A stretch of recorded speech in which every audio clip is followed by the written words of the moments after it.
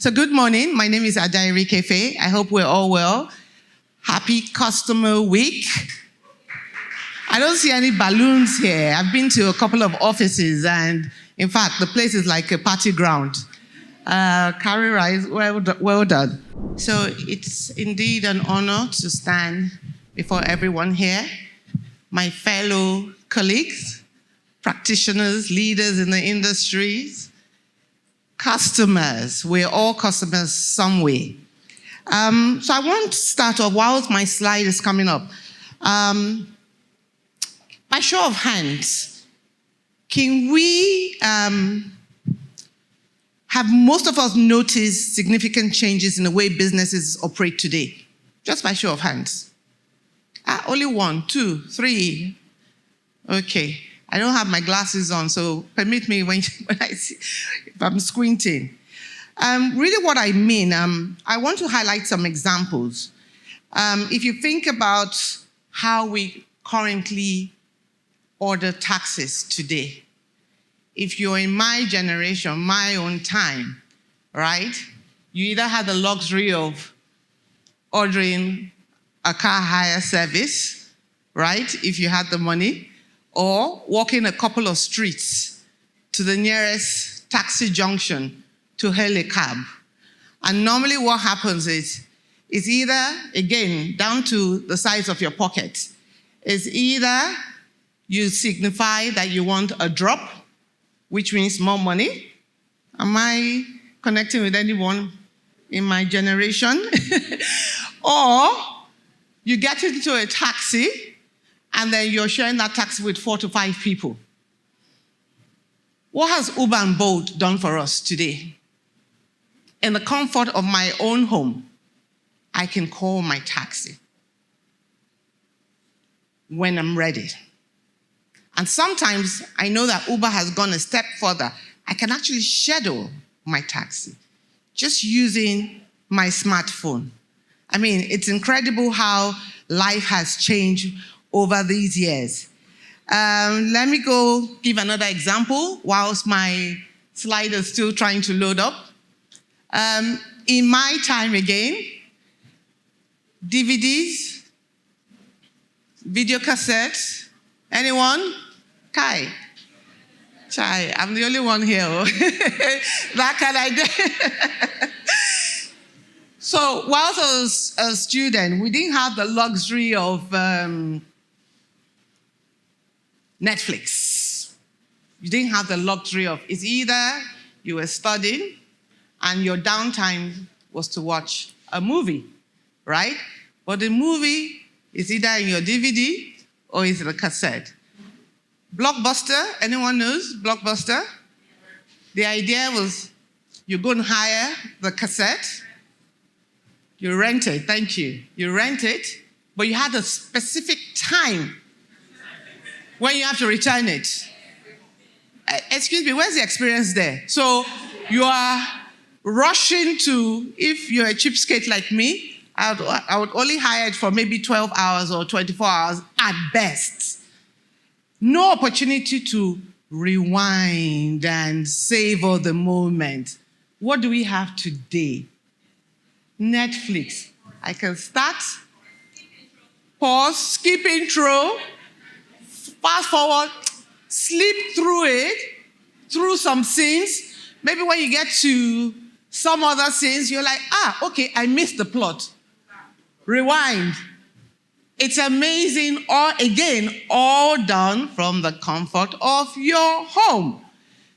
What is driving this? Customer experience, customer needs, customer wants. So organizations like the Ubers and the Bolt have successfully studied what customers want. And they've looked at it that it's a level playing field for most organizations. So how do I differentiate myself so that I can acquire the more than enough of the market share? So that's what has happened. So to customers, we're still struggling with the slides. Okay, coming up. I'll keep telling my story. So to customers, we've kind of influenced the way businesses are done. Banks, let's talk about the banks. It was such a chore to walk into a banking hall.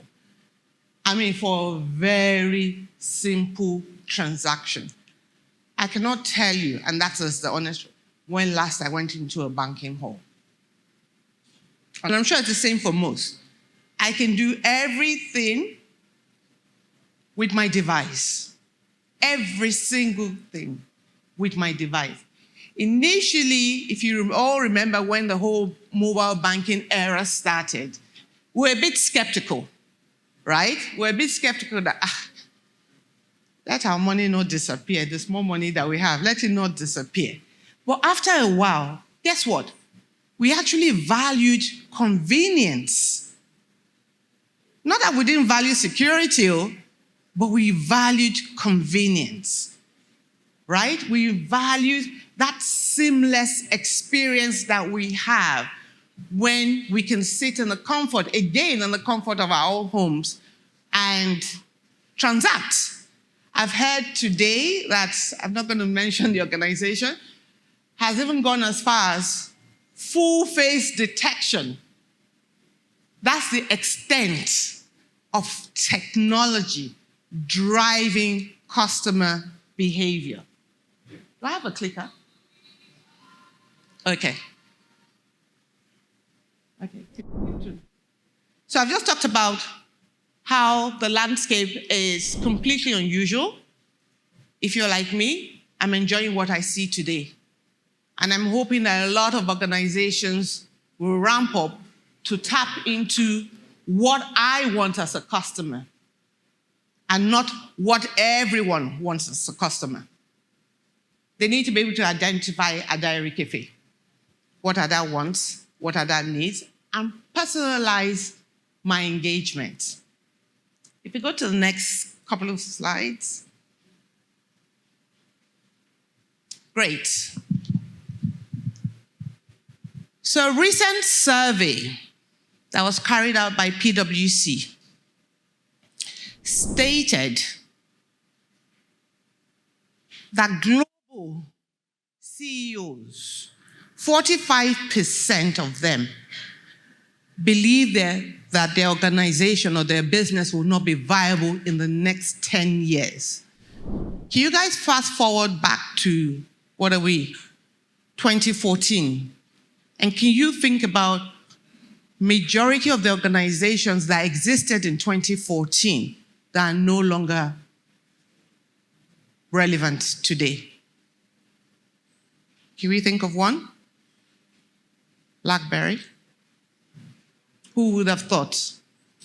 My favorite Blockbuster. Who would have thought? Nokia. Who would have thought? So now what we're doing is we're profiling these organizations and we're trying to get them to think beyond today. I think most organizations, what is what in salt, are thinking the future. COVID has shown us that anything can happen between now and tomorrow, and we need to be prepared yesterday. So out of this 45% of the global CEOs, just imagine global CEOs all here, just all cracking their heads to think, what next? What next? How do I remain viable? How do I remain relevant? Right? A lot of them also have identified that the factors that are driving significant change for businesses today, the top one is no stranger, right? Tech, technology. Everybody is tech-oriented. In fact, every single person is tech-oriented. Talk less of business. So let me tell a story. My previous hat, I used to lead the disruption team at PwC. That's what they employed me, the head of disruption. When I got my letter, I came home excited to tell my parents that, oh, well, I'm going back to PwC. Of course, my mom was like, you're going back as what? She'll probably expect me to say CEO or something, or manager. I said, head of disruption. She said, huh? Now, this was before COVID. She said, couldn't they have thought disruption? Almost to Fiakwa. Couldn't they have thought about a nicer title to give you? ED, those nice titles that we know. Anyway, I was happy, kind of understood what they meant. My mom didn't. COVID struck. My mom's favorite word, phrase, I have been disrupted. I have been disrupted because unfortunately, she was locked at home. My father had traveled and she was the only one in the house when the lockdown happened. So for her, she now understood what disruption meant because every single opportunity she had, I have been disrupted. I have been disrupted. Guess what?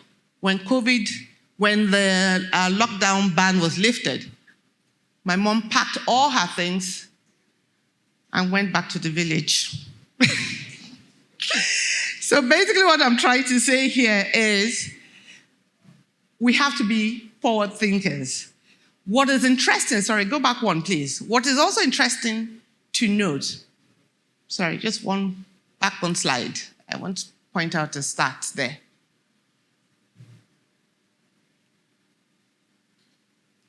So whilst he's still trying to, yes. So if you notice, change in customer preference at 49%. Technology change is 56%. Change in customer preference. So what does that mean? As an organization, if I don't take into consideration what my customers are thinking, what my customers value, what my customers need, then I'm not going to be relevant. I probably will go extinct. So change in customer preference has now topped the list. So what we're saying here is the ability to deliver, in a nutshell, customer experience is more than ever a critical differentiator for businesses today. So looking at this, again, PwC, we conducted another survey. And in this survey, we were saying,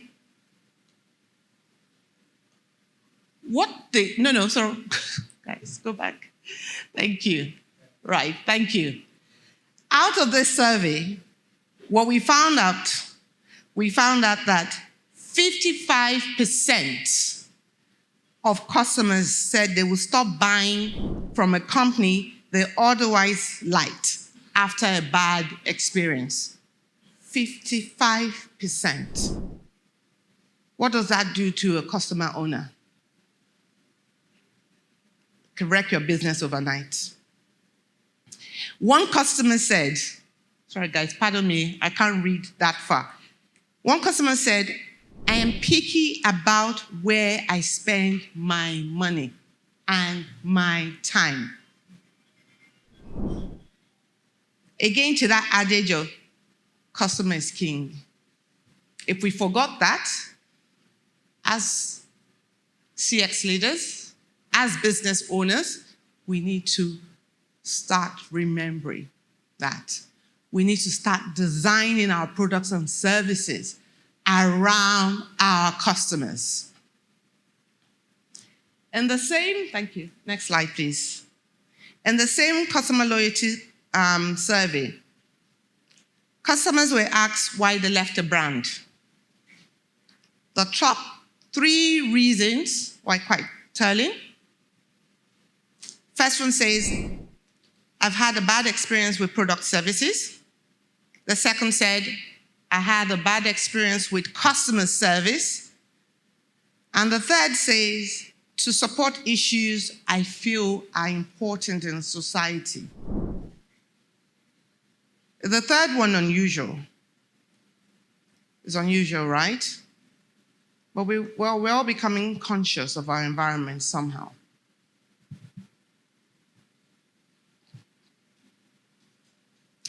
I want to highlight that customer service, having a good customer service and a bad product are would not give you that elevation that you need. They're not mutually exclusive. If, say for instance, I had a bad quality product, I may have the most amazing customer service or customer attendant. I may give you a chance. I would give you feedback. It's an opportunity for you to refine your product. But if consistently we're still getting bad quality products, my money is more valuable. I would move. What does that mean? I would move. I'll tell my friends. I'll tell my family. So with that particular instance, I may have moved 100 people from your business instantly. So please note, they are together.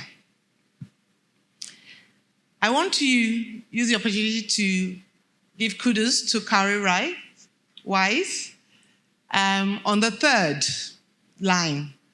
So I found out last night, whilst I was putting my thoughts together, that Cowrywise recently renovated a football field, correct me if I'm wrong, right, in its operating community. And what they've done is they've brought back social energy and they've brought back engagement.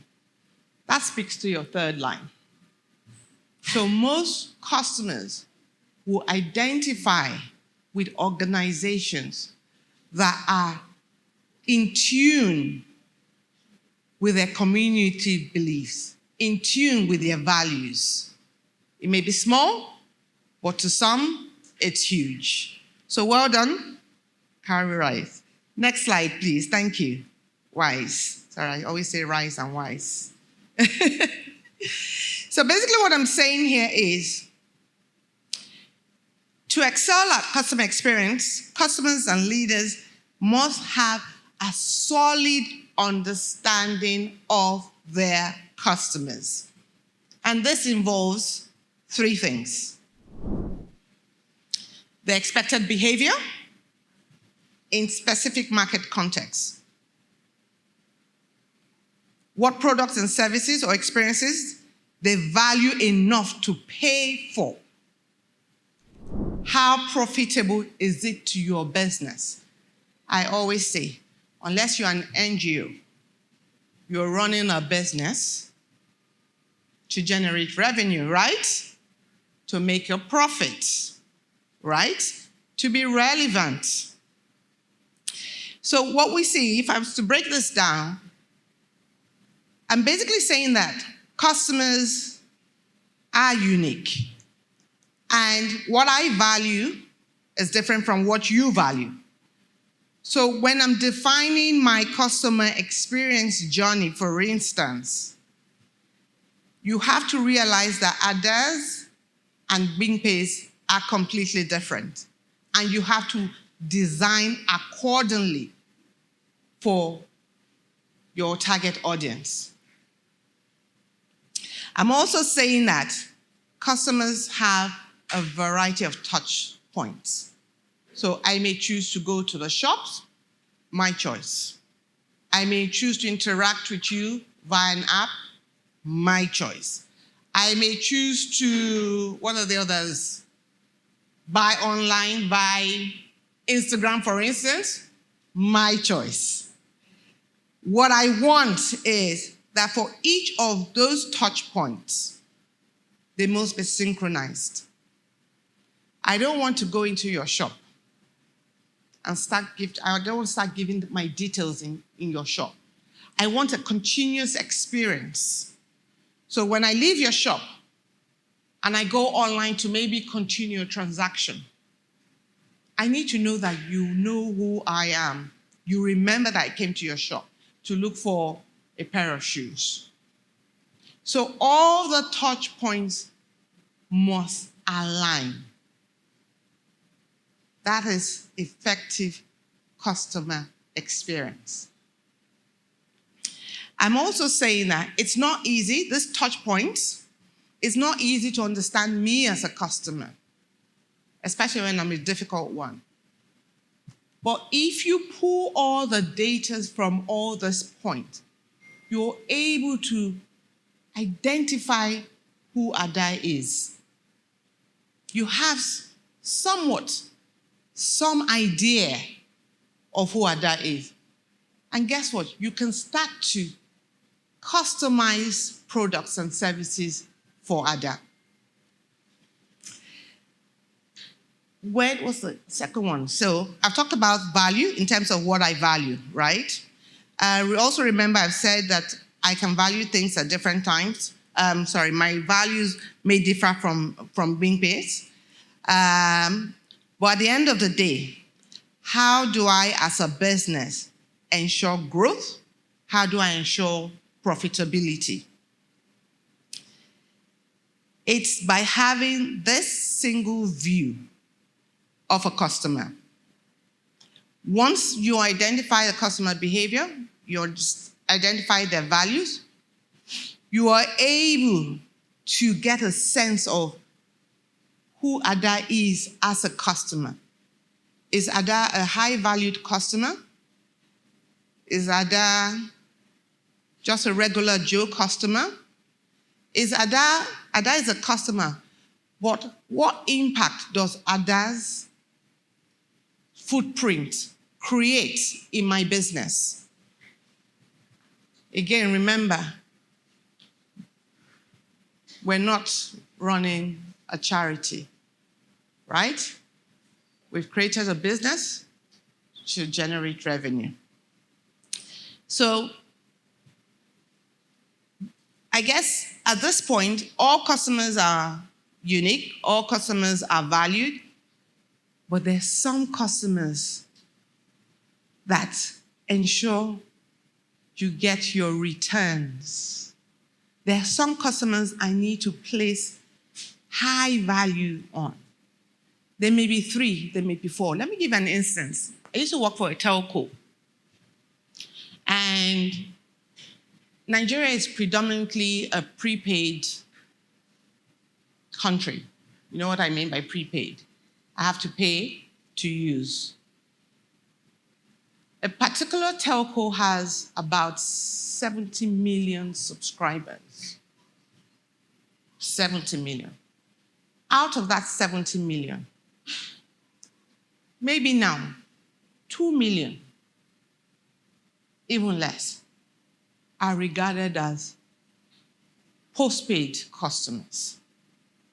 But this is 2 million out of 70. But these 2 million subscribers give me the bulk, give this telco the bulk of their money. So should I focus on, I'm focusing on the 68, but do I give preferential treatment to the 2 million? It's logical, right? But how do we do that? We have to segment properly, right? We have to know who our customers are. And we have to segment them according to, depends on whatever values you want to put. The next slide. So again, at PwC, permit me if I'm plugging my company, we have identified 4 experience dimensions that deliver consistently growth in revenue, reputation, retention. They're being distinctive, being personal, engaging, coherent. Let me tell a story again. I leave maybe an hour and a half. No, an hour. Yeah, 40 minutes away from my hairdresser. I go past at least 50 hairdressers. In fact, I go past my sisters first, and I go past a couple. But I still trek to go to my hairdresser. Not because there are no hairdressers around me, but it's because of how, I hope my hairdresser is listening so she can give me a discount. It's just about how my hairdresser values me.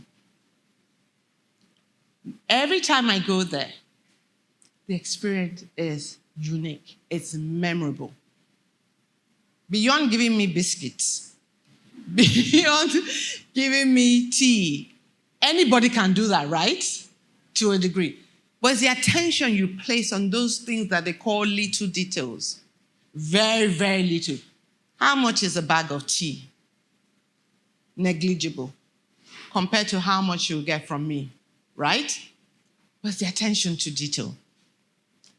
Every time I walk in, good afternoon, ma. How are you? My hairdresser, Maribel, I hope you're listening, would come out. Madam, how are you? She'll even give me a hug sometimes. How are you? Are you okay? What should we do? Your hair is growing, oh. Which woman doesn't want to hear that their hair is growing, right? Your hair is growing, oh. You did this last time you came in. Maybe 4 weeks ago, maybe 3. Would you like to do the same thing, or should we try and give 1, 2, 3, 4? She gives me options.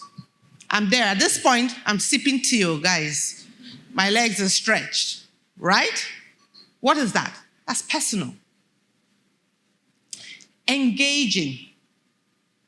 By the time I finish, there's music.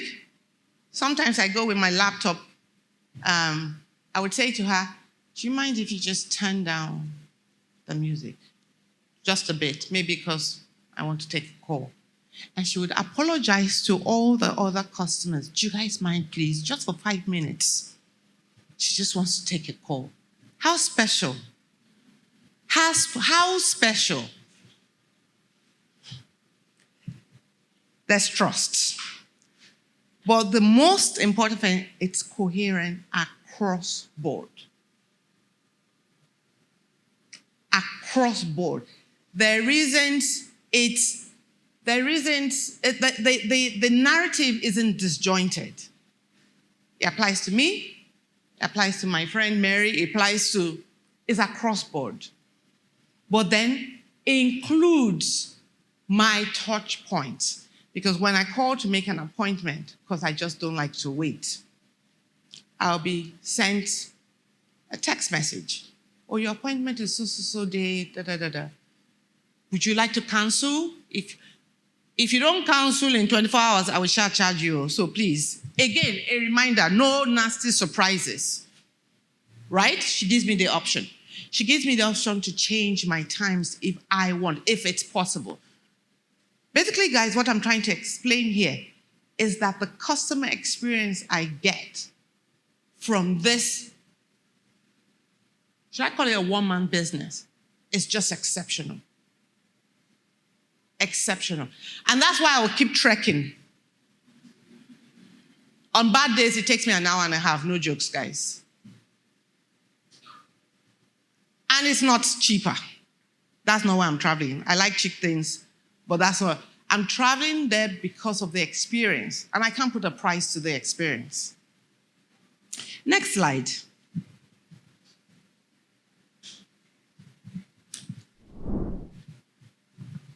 The famous Amazon.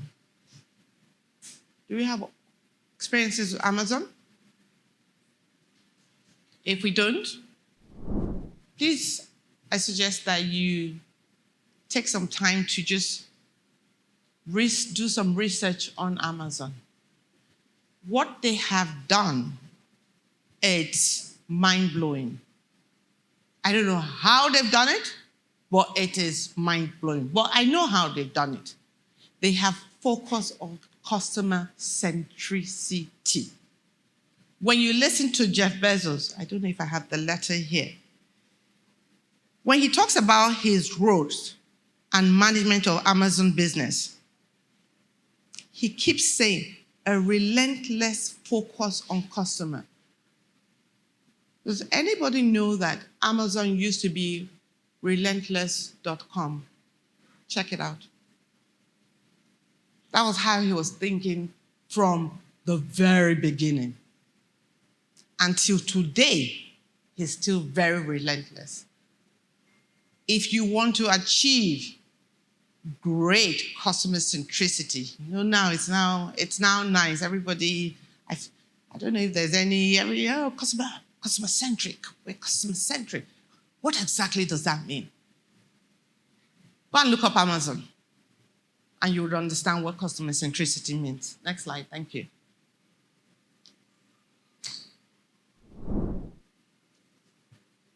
I don't know if you can see. Oh, there's one behind me. Right. Look at all the accolades they've gotten. World largest online retail today. Largest public company in the world. I think it's among the top 5. The accolades just continues. And that's because everybody relates. Everybody agrees. I would rubber stamp this. So what we're basically saying is, how do we achieve what Jeff Bezos, I guess that's the theme of my keynote speech. I've told a lot of story, but that's my keynote speech. How do we achieve business growth? Next slide, please. Thank you.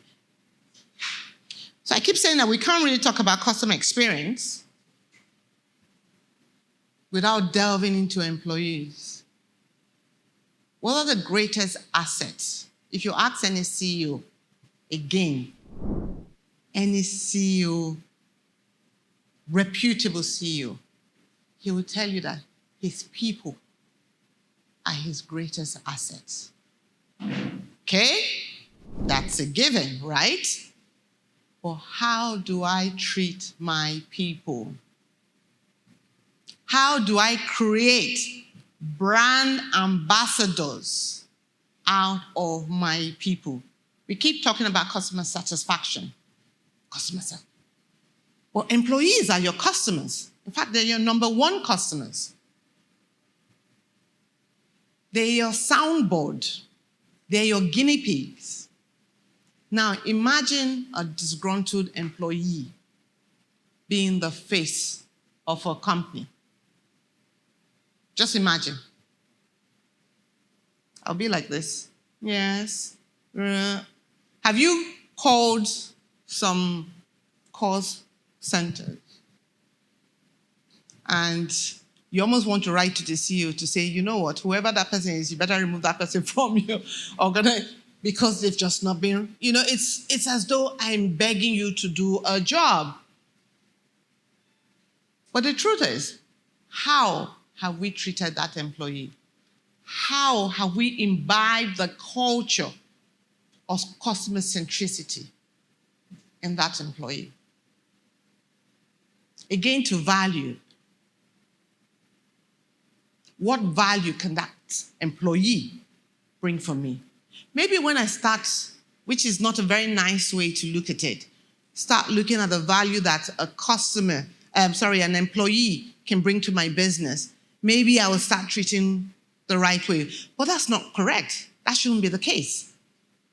My customer is, or my employee is my first customer. If we get that right, we're off to a good start.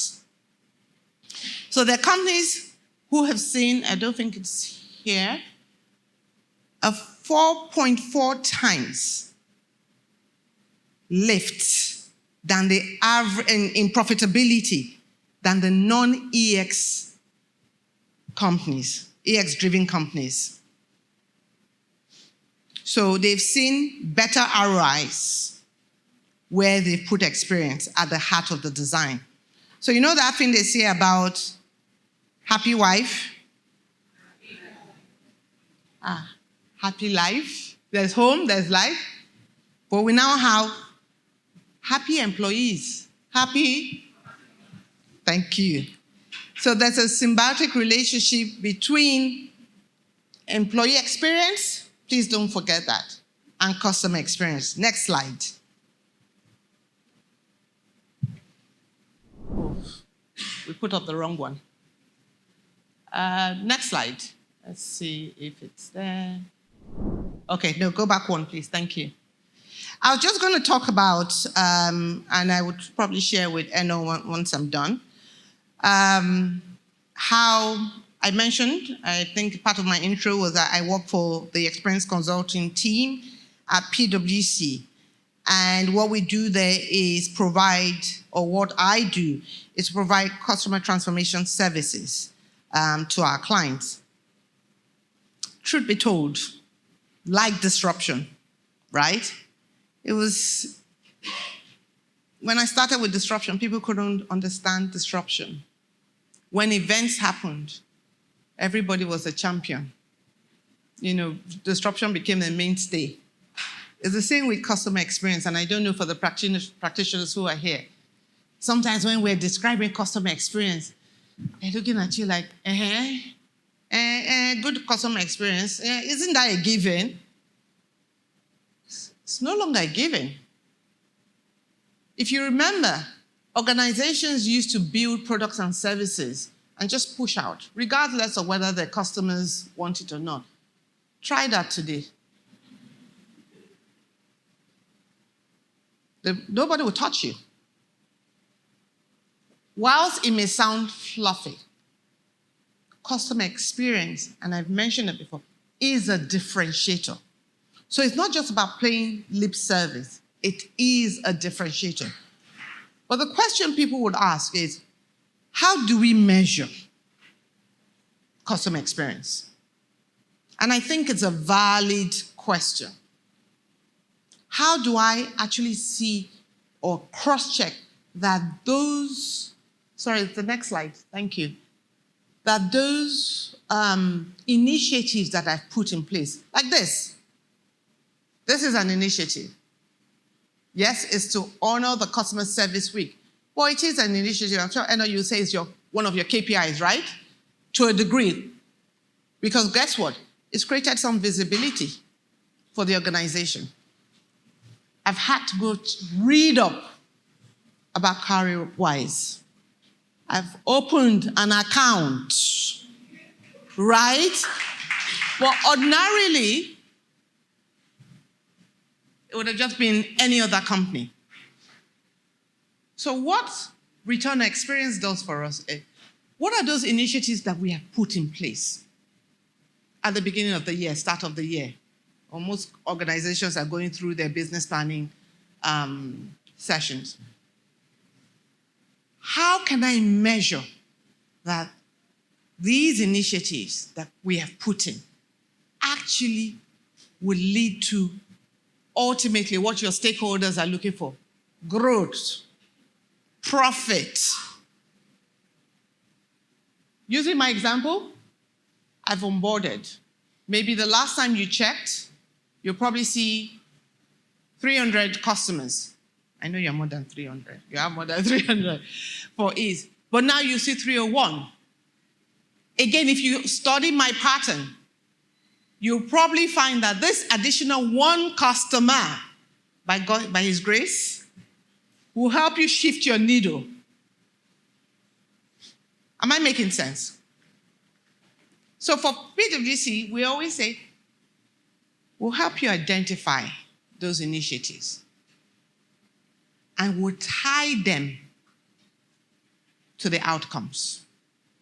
Because then it's easier for you to have a conversation with the board or the powers that be. That customer centricity is not lip service, but is pushing either your revenue up, your brand visibility, or even your social impact. So I guess I would share my slide. In terms of, and the other practitioners here, we can discuss more around RX, or anybody who wants to learn more on RX can reach out to me. I found this quote, and before I read out that quote, Peter Drucker said, "The essence of business is creating and sustaining a customer." Sustaining being the operative word. I'm sure we've been told that it's easier. It's probably easier for you to, I think it's easier for you to hold down customers, retain the customers, than to acquire new ones. So in essence, I'm trying to say that experience, and I'm talking to all the leaders and all the CEOs and all the board members here that are maybe listening as well, that experience is not something that you just add at the tail end of your strategy. It's not that nice circle that you just put in the middle and forget. It's not a gray area. You need to harness that area. So to round off, my quote says, "Our journey doesn't end with satisfied customers. It begins with empowered advocates who amplify our influence in the marketplace." Who are our advocates? Our leaders, our customers, our employees. Thank you very much.